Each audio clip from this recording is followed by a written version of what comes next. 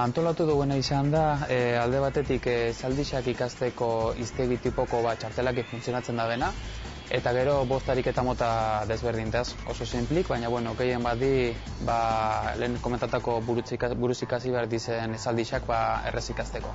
Helburu izan eran ahozko komunikazioei lantzi, aukeratu dugu gaiak bizkat eurak ikasten danak kale aurtenten da benin, baliogarri izango da dizen hiztegixak jabetzeko.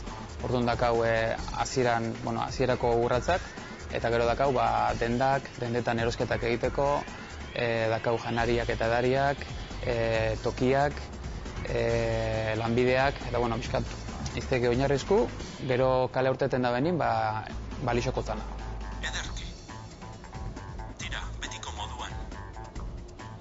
Denbora da, denbora ordukoa eta eguraldia be bai. Hori da, bai. Gero praktikotasuna bentajetako bat da edozein momentutan poltziun dakauela. Orduan, aprobetxatu genke trenien dakazen 10 minutuk edo dentistaren zain gazela dakauen denpori pixkat errepasatzeko. Orduan, helburu ez da ordu bete goti mugikorrenik jolazten, baizik eta holako egun inzier dakauen tarte motzetan horretxek aprobetxati hitz batzuk ikasteko. Hola, ¿puedo ayudarle? Kaixo, lagun zaitzaket? Kaixo, lagun zaitzaket? 21. 22.